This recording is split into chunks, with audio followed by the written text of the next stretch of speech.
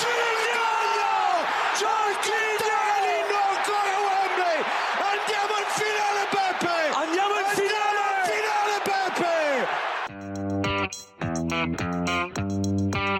The Calcio Guys is a weekly podcast by Adriano Donardo, Gianni Delacoli, and myself, Nicholas Di Giovanni. We want to bring Calcio back to its roots in our communities and share stories from around the world about why we're passionate about the beautiful game. You can listen to us anywhere where you listen to your podcasts, including Spreaker, Google Podcasts, iTunes, Spotify, iHeart Radio, and Mixcloud. Give us your opinion on social media at The Calcio Guys on Twitter, Instagram, Facebook, and YouTube. The intro song is Fireworks by Jazar.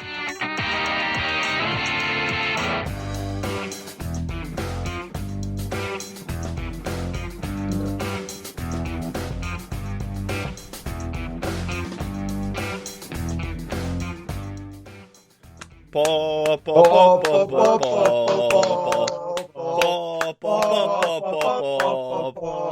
a feeling, ragazzi. What a feeling. What a feeling. I think we're all pumped. Oh, this is amazing feeling. Calcio Guys, Adriano Donardo, Gianni Delacoli. I'm Nicholas Di Giovanni, and joining us for the first time over Skype, Richard Kharman from Serie A Sitdown. Right? It is the first time over Skype. We didn't have you on after you came into studio, I don't think. Correct. Yeah, it's much better being in the studio for sure, but I'll take it being on Skype or anything with you guys. So how you guys doing? We're pumped, Richard. We're pumped. Happy. Thank you so much for coming on, and I think we can all breathe a sigh of relief now.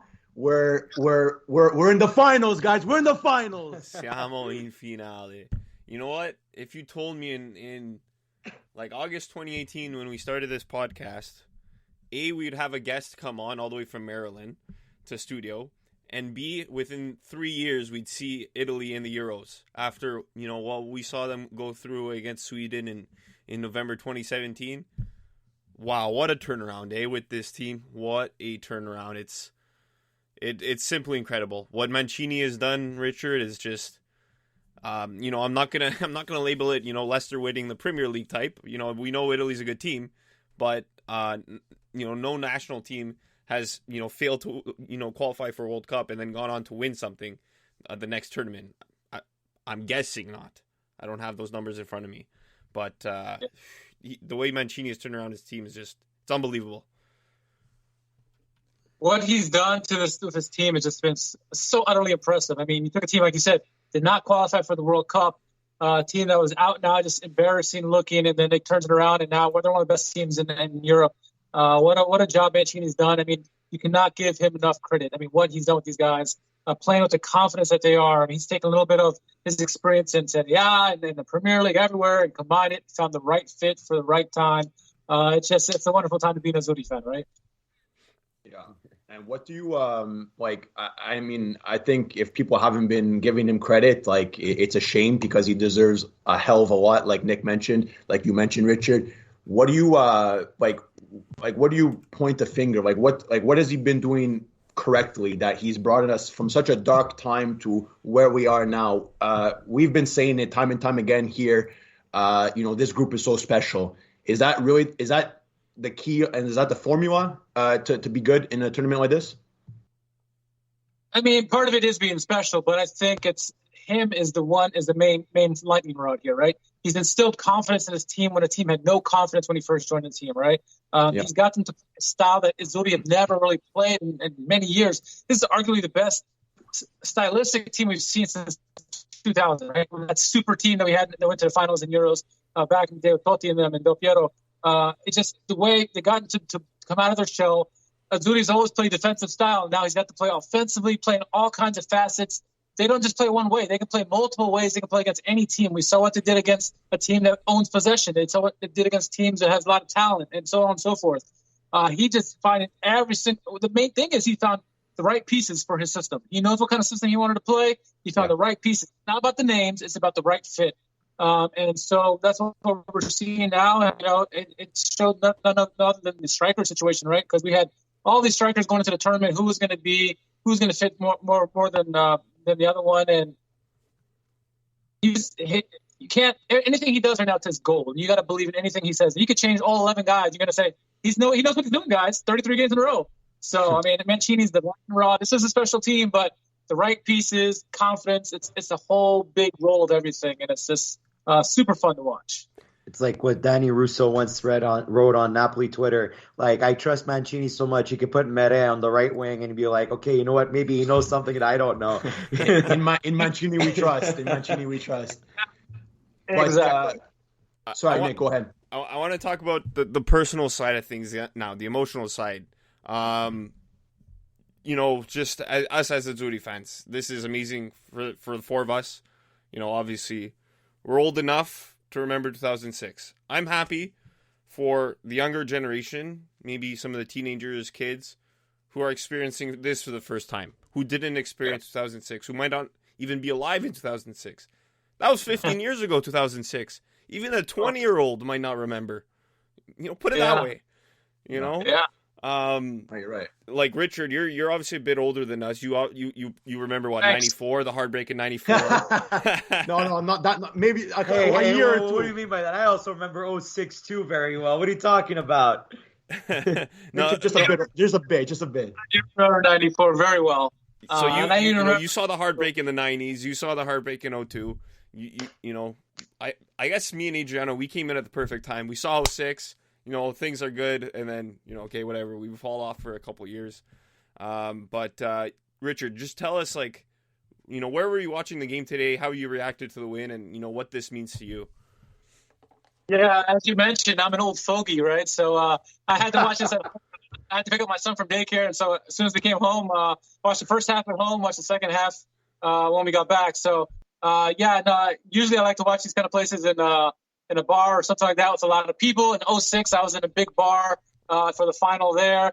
I know a bunch of people that were in D.C. They're out watching games, a bunch of the clubs, Milan Club, Roma Club, Juventus, Inter. They were all there watching this at Ireland Four Courts in D.C. So I wanted to be there, but I couldn't do that. The final, you dang believe I'll be there in the final at the bar. So there you go. There you go. But let's break it down. Like today, let's talk about the game for a bit. Like this was obviously a huge game, probably the biggest game that we've had in this stretch with the Azzurri.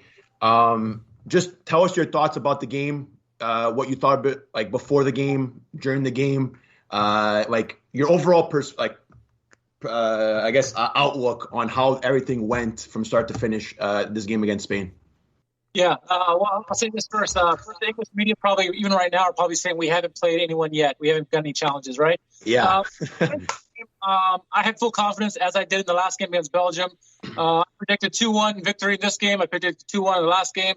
I like this team is special, as you mentioned, Adriano, earlier. This is a special team. What they're doing, you got to applaud Denmark for what they're doing with their rallying around Eriksson, but this team is special. You see the way they play; they have so much confidence. So I knew this game was going to be difficult, right? Spain, they may not be the team from 2008, 2012, but they're still one of the best possession teams in the world, and they have been for a long time. So I knew it was going to be all possession to Spain. We saw a little bit glimpses in the Belgium match where Belgium would start taking over of the game, and how the Azzurri dropped back and played defense very, very well. So I knew that Italy that was a good formula for us, right? And so I expected a lot of possession. I expected an early goal from the Azzurri because we've been doing that lately, it seems like. And then I assumed that they were going to find a way to get a goal. They're a big team. It's a big moment. How can they not score, right? And so this had extra time written all over it, and I was just hoping that, we would come up with the goods when it mattered. And Donnarumma, fantastic all the way around. The team just played all the way around. Mancini again spot on with the lineups, as he has been the whole tournament. And it kind of went the way I thought. I didn't think penalty kicks, but I'm glad it went. I'm glad the way it ended the way it did. So can't be happier. Yeah, I was kind of getting a little bit sweaty when, he subs off Immobile for Berardi. I'm like, okay, we haven't seen that. We're playing with a false nine. Yeah. Like it's the first time we play with a false nine this tournament. Interesting. And then he subs off Insigne, and I'm like, what's going on? Yeah. And then, obviously, Chiesa, poor guy, plays 105 minutes. He's burnt. He's better off as a super sub. But then he gets swapped up for Bernardeschi. And I'm like, oh, no, please. No, these are the triple B in front is not something I'm excited for. But you know what? Props to them. They showed up when they needed to. Bernardeschi had a great penalty and stuff. What did you think overall of their the players' performances in the penalty shots? Like, do you think like it was a bit like, for example, like Jorginho's little stomp, like his usual stop kick, like yeah, right? Like, Beautiful. That was beautiful.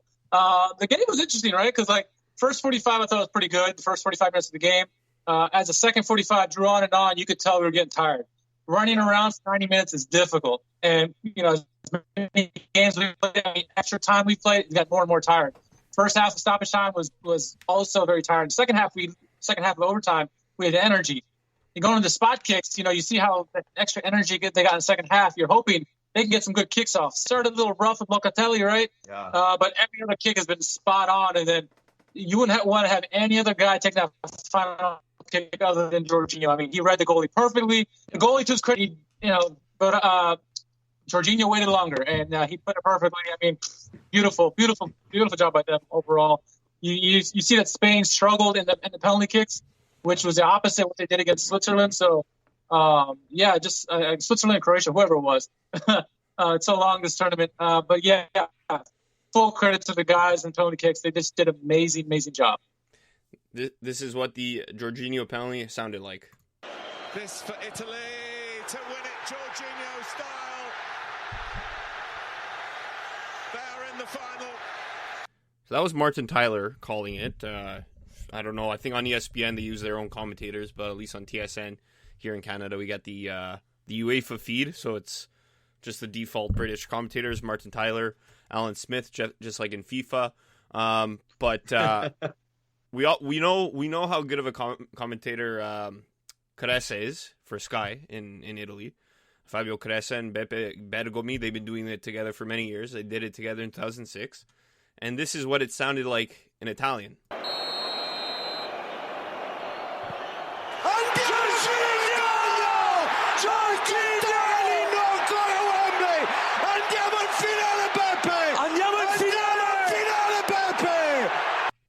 A bit like in 2006, hey guys? It sounds a lot better in Italian. That's all I have to say. Lot better in Italian.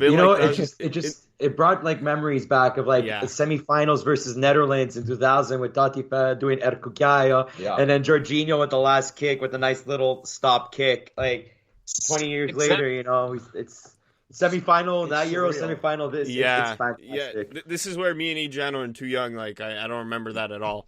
I was 7. I mean, like I just remember scoring a beautiful goal. Thank God for YouTube. Yeah. And just the feeling of this team. Obviously we made it to the final in 2012, right? But that was a different team. That was Balotelli led the team, and they came crashing in the final, and this team, it's different. We talked about this many times before, Johnny. You said it. When Italy has their backups against the wall, they perform best. 2006, you have Calciopoli.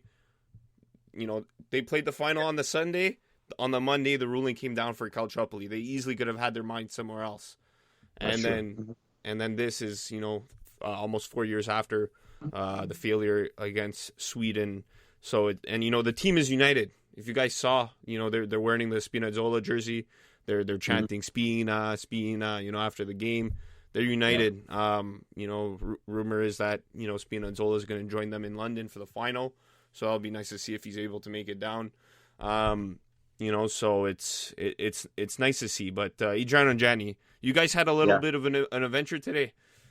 Wow, man. So Mudand soaked. Socks soaked. So Montreal, we're known for, construction, bad roads, and weather. It's a hit or miss, right? Like, it's really hit or miss. Today, beautiful day. We were at Bar Ciociaro here in East End, Montreal. A great bar in cafe. They really do it well. The vibe is always fantastic. We were outside watching the game on the screens and all the people, and it's like, okay, I guess nobody works or unemployed. Who knows, But anyways, the vibe was fantastic. We got to go down this afternoon, and we're watching the game, nervous. Before we get to the major story, Richard, I just wanted to get your quick thought because we were screaming. I'm surprised we're even able to talk right now for how much we were screaming after Federico Chiesa's goal.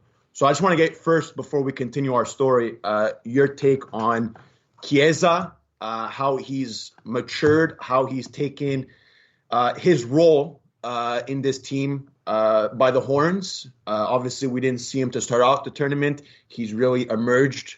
And if there's anybody that's still doubting this kid, I don't know what you're watching. You're watching the wrong sport, in my opinion. He's fantastic. When he puts the Juve jersey on, for me, it's a different story. But when he has the Azzurri jersey on, it all goes for me. So, Richard, what was your take on Chiesa, his goal today, and just his recent performances? Gosh, this kid is a big game player. He really is. I mean, it's funny how his season transpired with Juventus is kind of how it's transpiring with Azzurri, and obviously on a smaller scale. Started out slow through Juventus and the Azzurri, and then finally get an opportunity and really grabbing the bull by the horns, like you said, Adriano. And he's a big game player. He goes one-on-one against. He's the X factor that we've been looking for. He has those talents, capabilities, but he's a little bit more slower play. Chiesa's direct. He goes right at you, and that's what you need sometimes, especially when a team doesn't have that great of a left back winger or right back winger, because he can play on both sides. Right, he's 2-footed. He has he's all the confidence in the world, and just what this guy's been doing. We all said that if he brings the same kind of energy and skill that he's been bringing to Juventus at the end of the season into the Azzurri, he's a lock at the start. We said, and it took a few games to get in there, but now he's in there and it's his. And I was one of those people who said, Berardi for sure should start, but it's no knock on Chiesa. I just think Berardi was hot at the time, but Chiesa, that was the right choice, and until now, it's still the right choice. Yeah, he comes on as a super sub and he's fantastic, but even for 90 minutes, he shows. Over 120 minutes, he shows he can be out there for long stretches of time, still with that pace. So he's just been everything this team needs, and when he scores, it's a huge lift to the team. You see it when he scores, and the confidence when he scores, the celebration. He's just like, it's great to see. Yeah, and I think we owe Johnny big props on rating this kid 3 years ago. If what has it been, Johnny? Has it been 3 years now? It's been about since the end of 2018, fall 2018. I was like, Chiesa is going to be something special. He just needs the time to develop, and I watching him play for Fiorentina. I'll still call back to that I think it was semifinals versus Atalanta in the Coppa Italia. I think in 2018, 2019, there was one goal that he scored where he legit backtracked, won the ball off the defender, turned around and just brought it in. He scored, and that was Cavani-esque. And I'm like, if you're pretty much doing Cavani-style plays like that he used to do for Napoli, you're good in my eyes, essentially. And I'm just happy that he's kind of validating my opinion. 1 out of 10 times I'm right. What's the saying? A broken clock is right twice in a day. That's me. I'm the broken clock. But when I get that one W, it means the world to me. So I'll take that one dub. Yeah, and I mean, it was a fantastic goal. I mean, Nick got to see him at Juventus, submerge, and I think all of Serie A knows that he is the it factor. He has the potential. He still has room to grow, but he's like you mentioned, Richard. He takes on the man. We don't have many guys that really take on the man and are as fearless as he is, in my personal opinion. Maybe people can fact check that. I don't know, but I think he's fearless. We see Insigne every now and then. He'll take on the man and he'll find the pass or he'll lay it off. And then again today, you mentioned Richard. He can play on the left. He can play on the right. He can play in the middle too. I mean, it's crazy. So I don't know. It was at first me and Johnny were looking at each other and it's like, okay, they're playing false nine. We haven't seen this again. I hate the flack that Immobile gets. I really do, because I'm a backer of his. I do. Like him as a player. We gotta call a spade a spade. It's been 2 games. He hasn't performed up to Immobile standards. And again, it's no knock, but it's the truth, right, guys? I think we can hopefully all agree on that. I would assume. I don't know what it is. I really don't. I think something's got to change in the final, because we need everybody on board for the final. But again, it shows that Mancini is smart enough to put Chiesa in that role, and Belotti too. He looked okay. He scored the penalty, so we'll take it. But these guys got to be a bit more sharp, I think, going forward. What was your take on just our forwards or just maybe I don't want to pinpoint Immobile because again, it's no use ragging on this guy. We see his potential, we see his talent. You don't win, the Golden Boot and Cabo Caniniere for nothing, right? He's a good striker. So what'd you make of our forwards' performance today and overall in this game? Well, first I was starting off with the substitution late in the game where all the strikers came off and it was basically Insigne as a false nine with the two wingers there. I mean, at the time we're all like, "What is he doing?" Right? But it was brilliant because Insigne can play almost a trequartista role, right? And like Chiesa and Berardi to go streaking down the field, and it's like perfectly played. He can just find a perfect pass. So it's a genius play and at the end of it. But yeah, the striker play has been a little difficult for us, especially with Immobile. We harped on it many times that Belotti and Immobile, they're not bad strikers at all. They're very good. This is a 4-3-3 system, and you, as a striker, you need to know how to play. That's why we kind of tip in our hat at Caputo, because Caputo grew up in the system. He's been playing the system forever, and he knows how to make those runs that you need to kind of help the wingers to help to feed the ball. Now, to Immobile's credit, he wasn't getting fed the ball like he probably should have, but that's no knock on what he was doing, or it just didn't work out the way Spain was lining up. They tried to go over the top many times, and it just either the pass was just too long or just too short. I mean, just a little bit off, and he would have been gone on breakaways like 3-4 times in that game. So, they tried, and it just wasn't meant to be. And we did see 2 games in a row now, or 3 games now, that he's been struggling pretty bad. But who's to say if Belotti was in there, it would have been any better, or Caputo or anyone else? I agree. Johnny was in my ear the whole time saying that, it's, these long balls are not working. And I think Johnny said it well. Yeah, like basically for the past 2 games, they've been trying it. And I'm just going to come to Immobile's defense for a second. Yeah. First point, Richard, you brought up perfectly well. The passes were always too long or too short. And basically Spain, you have to give them a testament. A buddy of mine, Alex, he made me realize it's like nobody's marking Bonucci or Chiellini. I'm like, why are they having the most touches with the ball in the first half? Is because Spain's using those 2 extra guys to clog up the midfield to double mark a man, and Italy couldn't find a breakthrough, and that's why they were doing those long balls, because if you're not going to be able to win the midfield or in the wings, you're going to have to try something like that. So Immobile wasn't getting quality passes for a while, so I don't blame him for that. Second point of defense that I want to bring up is how France won the World Cup in 2018. Olivier Giroud basically had 1 crossbar hit? He had no goals that tournament, but he still won. He was still essential. Every time I bring up that point, people always contest it. Oh yeah, but Giroud was important because he would occupy center backs. He would put the ball in dangerous positions to leave it off for the wingers. Why can't Immobile be like that? You know what I mean? Why can't Immobile get credit like that too? He doesn't have to score. I understand he's our main striker, but if we're getting offense from the wingers too, that's not so bad. But I think that the point that you brought up with the way that the long balls was basically why he wasn't able to get anything going this game. What's important to understand too is that what we all of us who watched Azzurri for a long time, we knew that if the striker could just pop in a goal or 2 here and there, and the rest of the team play to their potential, this is going to be a good team. We knew it. And if the striker contribute lots of goals, even better, right? We're definitely going to have a team that's going to go at least to the semifinals. And that's what we're seeing, right? It's kind of what we expect with the striker. We're hoping maybe Immobile will be getting fire and just score all his goals, right? But it didn't happen. Doesn't say it's not going to happen in the final, but we know what we have with it with the strikers, and they just can they knock one in? Can they poach one in? That's what we really need is a poacher at this moment, because I think if the remainder of the players are good enough to be dominating any kind of game and get the chances when they right there in front of the box. So no, I'm happy still with what we've seen so far. And Jen, you kind of said striker job like Giroud, he kind of opened up space, attracted defenders. Isn't that kind of what happened on the Chiesa goal? Ball goes up to Immobile, and he's got 2 defenders on him. Laporte goes down for the challenge, partially clears the ball, and Chiesa picks it up, and he has a bit more space.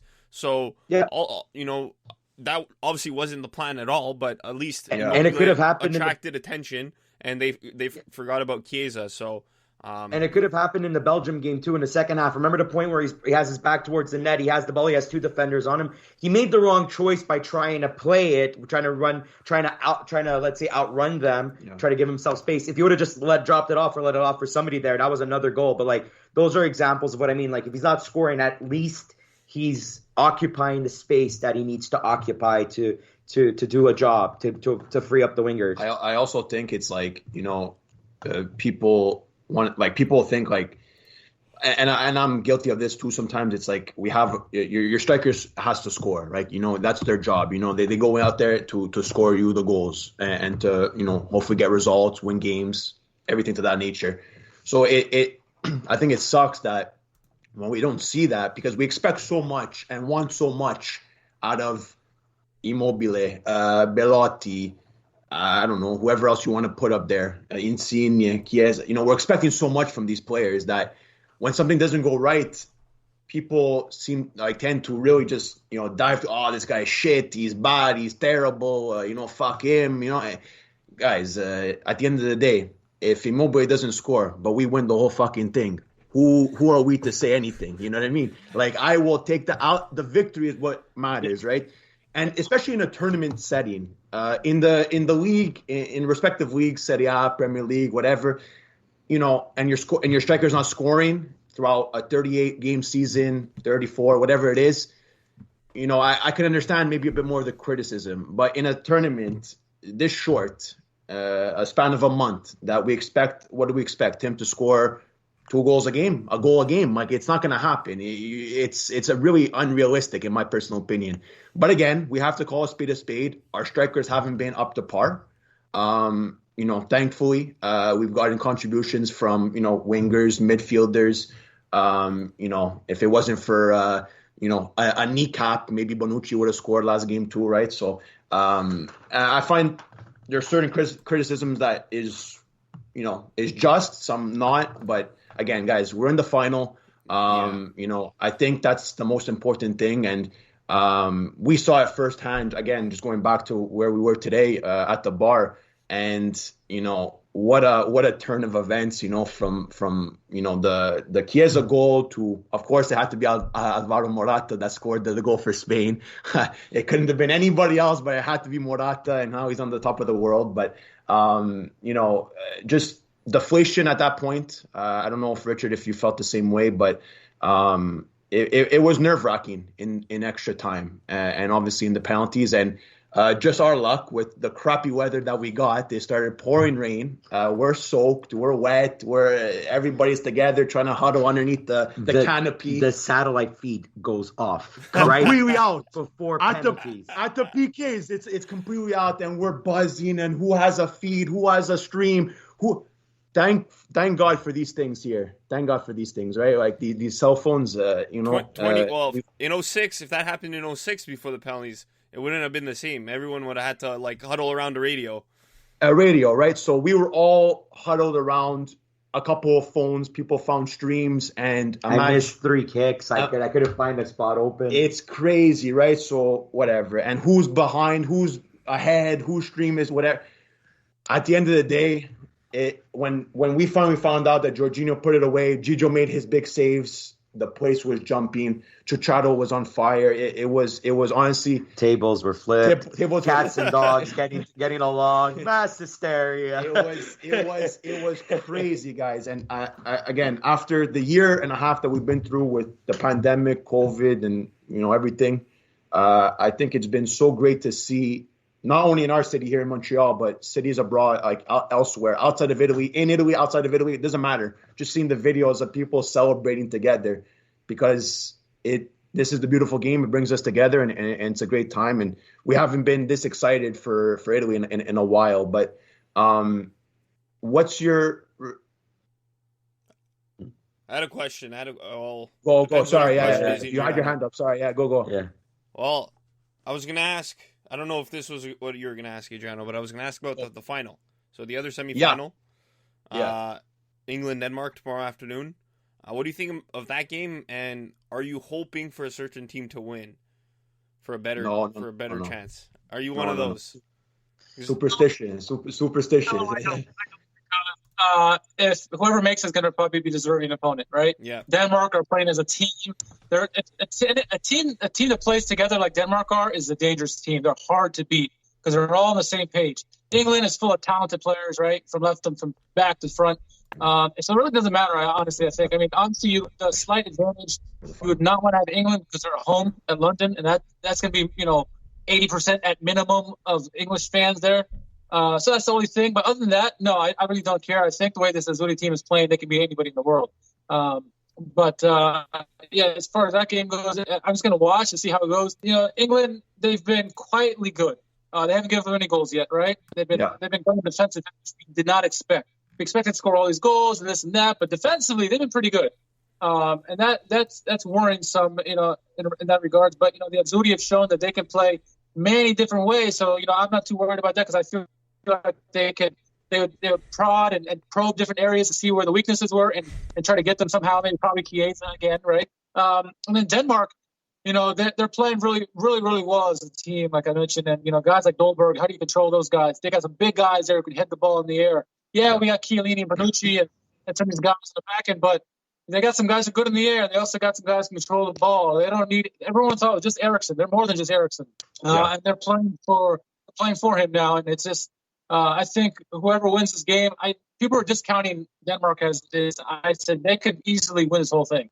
They're that kind of. They're ranked 10 in the world for a reason. They're a good team. As much as I find those rankings a bit whatever, we beat Belgium, the first ranked FIFA team. For me, I don't know how it works. Yeah, but it depends on friendlies and local competitions and competitive matches. Yeah. By the way, fun fact: when we won the World Cup in 2006, we were also ranked 7th in the world this year. So fingers crossed. Fingers crossed.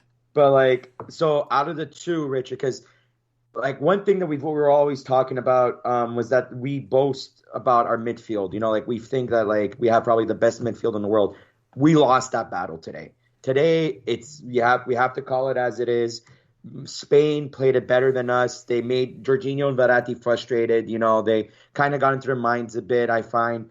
If you were to not if you were going to choose one, but whether Italy faces England or Denmark in the final, do you think the midfield is going to be challenged once again, or do you think maybe this was just the one loss that they have and then the next game they're going to bounce back? Well, first, I'm going to disagree about the Spain midfield playing better than us. I think their team played tactically better than we did. They knew that they had to cover Jorginho to slow down our offensive game, which they did perfectly. Full credit to, obviously, the midfielders. They did their job. But Enrique, deciding what to do and figuring what the trigger point was for Milan. Excuse me. I'm thinking about Milan now. The trigger point for the Azzurri, they knew what to do to stop them to have the best chance of winning, and they went for that. And Spain is always going to be a possessive team. As a team overall, they're better in possession. Not just the midfielders. Their defender pass very well. The forwards pass very well. The goalie passes very well. So overall, they just played the possession game beautifully like they normally do. So I didn't think they necessarily beat us, but tactically they did beat us for sure. Yeah. And then with the two teams, it's going to be, I think, playing against Denmark would be the more difficult of the midfields. England has a lot more threats, especially, with the big defenders they have, the big striker, obviously, in Harry Kane. They got a lot of attacking prowess, but the midfield is probably the weak link, in my opinion, for them. And so I think, if we played England, we'd have the advantage in that game. We'd probably boss the possession. Denmark would be more equal, I think, in possession because their midfield is very strong, even without Eriksson. So either way, it's going to be a tough game. I don't see a 2-goal victory by anybody in that game, no matter who plays. It's going to be tight. You have to expect it in a final with so much on the line. It's going to be hesitancy in the beginning. People feeling each other out. It's going to be like a heavyweight boxing match, right? Throwing jabs, and finally you guys start people taking chances around the hour mark. So, but we'll see. It'll be fun either way. Yeah, and you know what? I feel like some people are going to say give us Denmark because it's going to be easier. No, that's a trap. Oh. Don't do that. No. You know what? No, you're right. Honestly, I'm not. They're playing for more than just what's on the pitch. They have obviously Eriksson in the back of their minds. We have Spina in the back of our minds. So it's beyond that. I agree with you, Nick. And they're, like you said, Richard. They're here for a reason. They got to semifinals for a reason. They are a good team. They play really well. They got some good strikers too. I'm not going to cheer for any team tomorrow, but honestly, bring on England. Bring on the home team. We want to shut that crowd up, right? How awesome would that be? Too. Just like in 2006. Sorry, Richard. I know you follow German soccer, but just like in 2006, where we shut the crowd up in Dortmund. But I wanted to ask you, Richard. Honestly speaking, before the tournament, where did you see this Italian team finish? Did you make any predictions before the tournament? Yeah, we did. Both Frank and I actually thought they're going to make the semifinals at minimum. We thought this team was good enough. It just could they put it together when it mattered. We saw what Mancini was doing with this team early on. As far as even a year ago, we knew this team had something potential. We never saw the full potential, right? But we said they got the right pieces. The midfield is amazing. Obviously, one of the best in the world. Even at that time. Defense, if they had Chiellini and Bonucci were healthy, they're going to be a force. Plus, you got Bastoni and Azzurri who were playing very well at the time. Maybe not Bastoni so much, but Azzurri for sure. And then the attackers, you obviously got Insigne, who's phenomenal. Immobile bags goals, Belotti bags goals. We didn't know what the right wing situation is going to be like, but overall we had confidence in the team.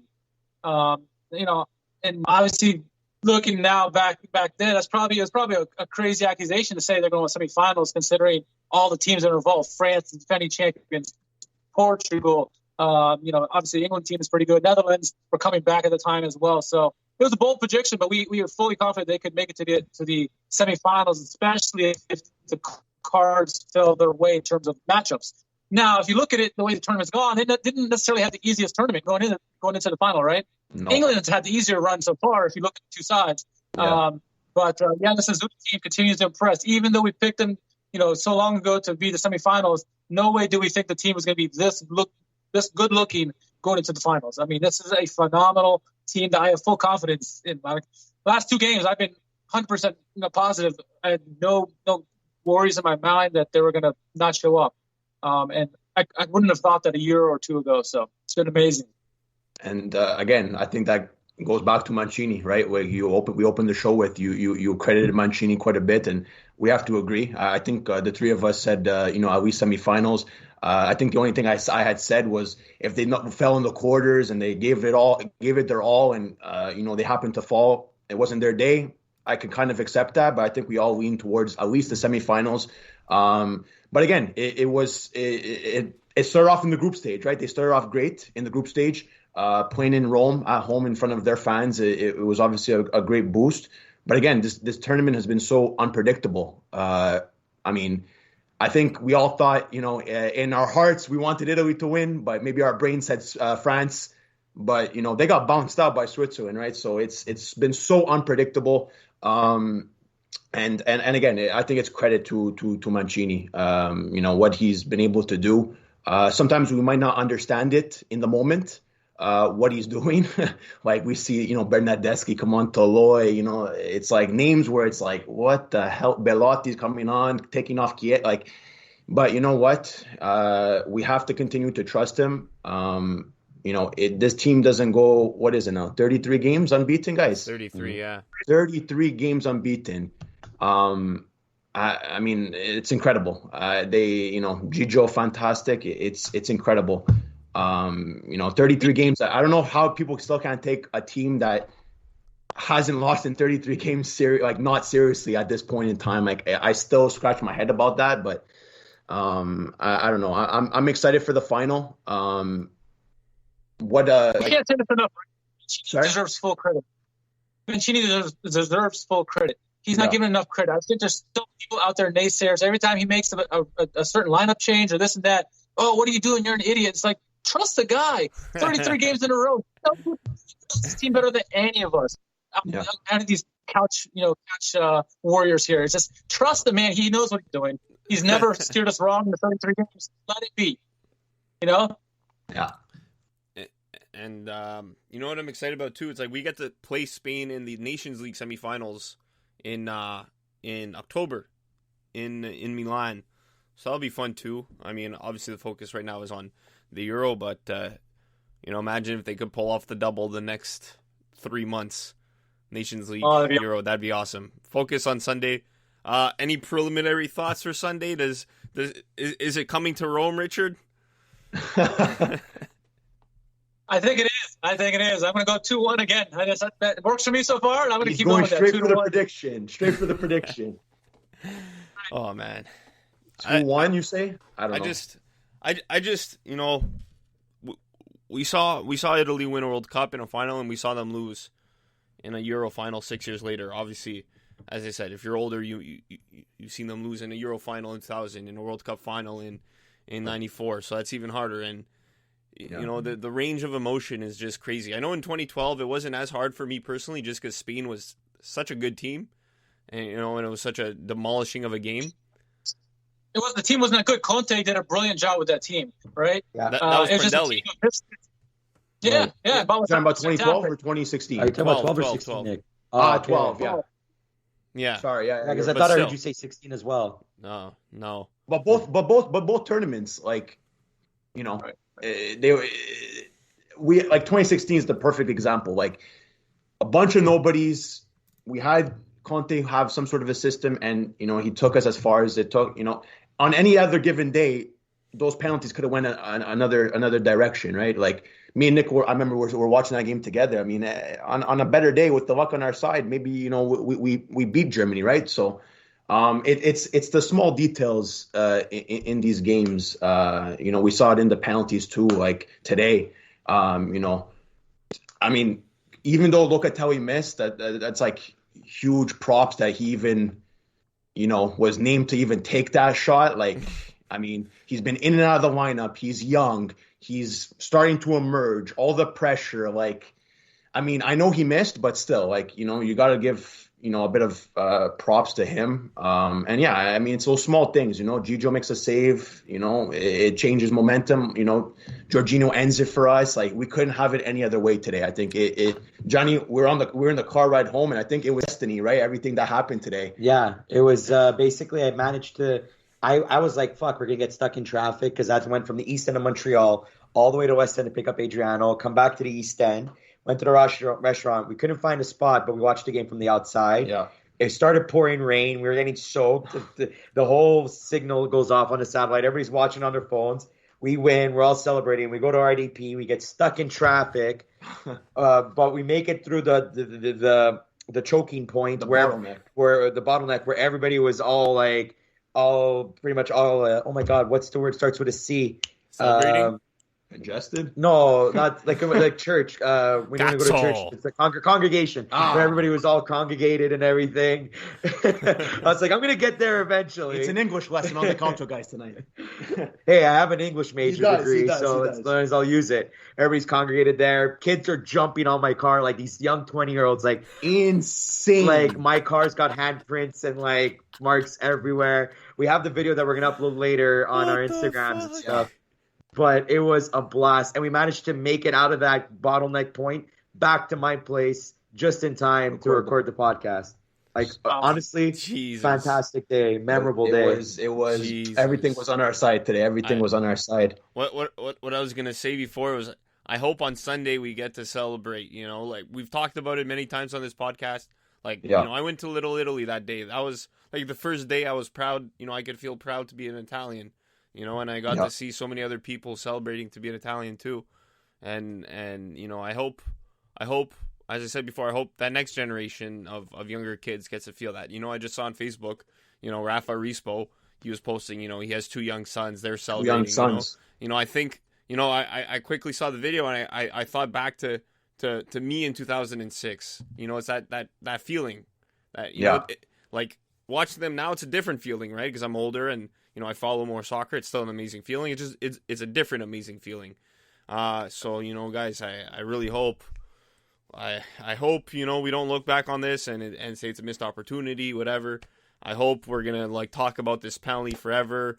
We're gonna talk about, you know, whatever happened on Sunday forever. It's just, I'm so excited. It's just, I love sports, man. I love sports. And then when my team loses, I hate sports. So what, you know, emotions, man. The emotions. I think it's the beautiful game, right? And Richard, just, you know, quickly, you know, for the final, what needs to, like, I kind of wanted to ask you, like, what needs to change for the final? Like, in these recent, like, is there changes that need to be made, like real changes? Like, I don't know. We were mentioning about the midfield battle, the possession battle. We kind of won, lost, however you want to think about it. Our chances too.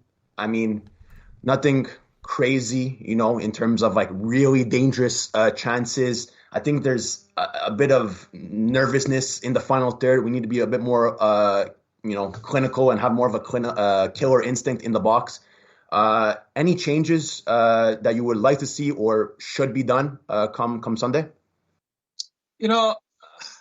I really wouldn't change anything just because if it's worked, continue with it, right? Obviously, the striker situation, you want something to happen, maybe, but again, you don't want to mess with what's been working, right? And whatever Mancini decides, I trust him 100%.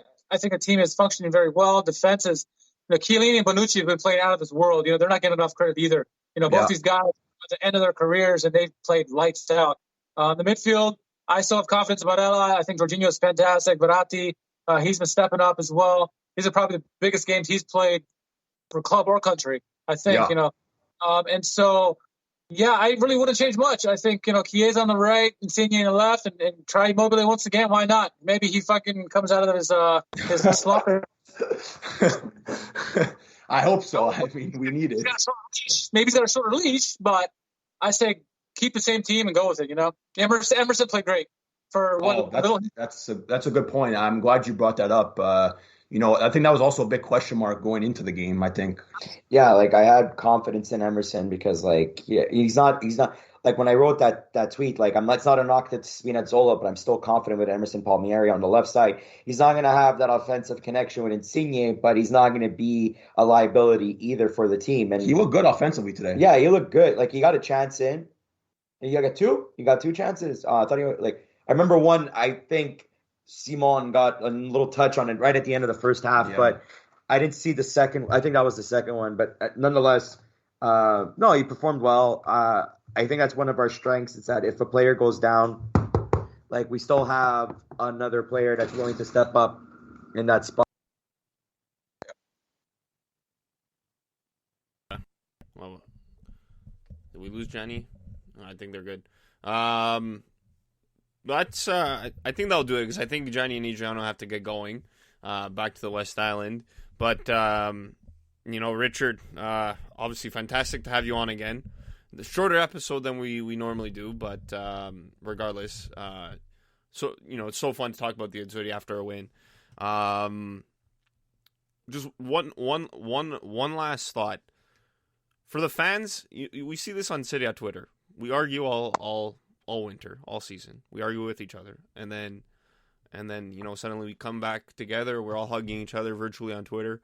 And for the players, this is a bunch of different teams, right? Some players are different, rivals. You got, a couple of Lazio, a couple of Roma, a couple of Inter, a couple of Juve. But, for the guys that are on this team right now, how important do you think it is to kind of build that bond together on the national team? A lot of young players still. So to build that bond right now, regardless if they lose on Sunday, to build that bond together and kind of grow this core moving forward. I think it's vital. I think it's vital to the longevity of the Azzurri being a sustainable force in European and world football. We saw in the past when there, you didn't know what to expect from the team. But when a team plays as a unit, they can overcome anything, really. And we saw this with a team from 2000 through 2002 and 2006. They had that core that got them to the World Cup, right? Got them to win the title. I think it's important, win or lose. They're going to go a long way with what they do. You've seen how close they are with the Spinazzola in, with the partying beforehand and messing with each other and stuff like that. This is a tight-knit team, and this is what you want. This is a good core going into tournaments, going into the future. And I think, win or lose, what Mancini's built around these guys, it's just been fantastic. And I think it's going to benefit the Azzurri for years to come. For 4 to 8 years, you got a nice core here of guys. And if they can start sprinkling some of the younger guys as those years come on, even better. But I think there's a nice core here. I mean, Donnarumma's young guy. He's a snake, but he's still a young guy, and he's very excellent. He's only 22. He's only 20. Forever 22. And I think every year it's going to change. Forever 23 and so on and so forth. Years, right? So, man, veteran. It's just a great. But you know what? I think also just to bounce off quickly off that point, Richard, we have the World Cup in what, a year and a half? A year and a half. It's winter 2022. Yeah. November to December. There you go. So again, this is even a stepping stone, a good stepping stone, because we've gotten this far. Again, we'll see what happens Sunday. So again, I think you're spot on. And again, I don't want to sound like a broken record. Credit to Mancini for that. Introducing these young guys we've had we have like almost never done. It seems like we've never done that like to this degree. You know what I mean? And to see these young guys come in, mature in front of our eyes, that brotherhood, like you say, every post game interview that I listen to of the players, of whoever it may be, the man of the match, or just afterwards, questo gruppo. That's always said, and you know I think it comes down to that, right? It is a team game. They have a good group, and you know special groups like that can go far, which we've seen in front of our eyes. So again, like you guys mentioned, like Nick mentioned as well, you know, win or lose Sunday, it's a positive stepping stone. We have the World Cup, which is another big tournament, the biggest out there, and hopefully that these guys can, you know, produce there and for, you know, tournaments to come. I'm super happy that they were able to lock down Mancini until 2026. It gives them more time to continue to this cycle, you know what I mean? Like continue to grow and continue to introduce new players and continue this brotherhood that's been going on. But again, Richard, we're gonna let you go. It's been fantastic talking to you once again. We're super psyched. We wish we can be all together, you know, in person and celebrate. One day we're coming back. You're gonna come back. We'll have to make it happen. But again, thank you so much. And where can all our listeners find you guys on social media? Well, follow us at Serie A Sitdown on Twitter, Instagram, anywhere on social media. Our podcast can be streamed anywhere. We're a little bit of vacation right now just because we're enjoying the European break. But yeah, Serie A Sitdown. You can follow me at R_KHARMAN on Twitter. And don't forget to follow poor Frankie also at FTC_20. Yeah, thank you, boys. Truly appreciate being on your. And to our listeners, I just want to add in, they do this thing called #WhoWonCalcio Twitter. The best. Sometimes you'll find the crazy, even if you don't find anybody who won, sometimes you'll find the funniest posts just clicking on that hashtag. Yeah. So honestly speaking, like give them a look and a follow because it's always a good time with them. Absolutely. And, you know, again, I'm looking back at pictures when we were all together. The first time we met in person, and you know who has the Juve jersey, who has on the Milan jersey. We're fighting, you know, and we're slowly getting back to those times, and hopefully a win on Sunday can bring all Italian fans, you know, together for one more time to end off this tournament. But again, Richard, thank you so much. Where everybody can follow us, same place like always at the Calcio Guys on Instagram. As on all your favorite podcasting platforms, and hopefully we'll be back in a good mood. I don't know when, but we'll be back soon, guys. Forza Italia! Thanks for listening. Ciao.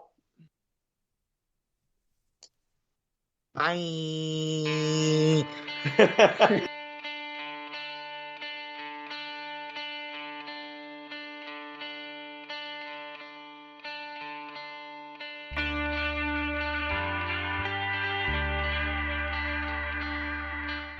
The Calcio Guys is a weekly podcast by Adriano Donardo, Gianni Delacoli, and myself, Nicholas Di Giovanni. We want to bring Calcio back to its roots in our communities and share stories from around the world about why we're passionate about the beautiful game. You can listen to us anywhere where you listen to your podcasts, including Spreaker, Google Podcasts, iTunes, Spotify, iHeart Radio, and Mixcloud. Give us your opinion on social media at The Calcio Guys on Twitter, Instagram, Facebook, and YouTube. The outro song is The Last Ones by Jazar.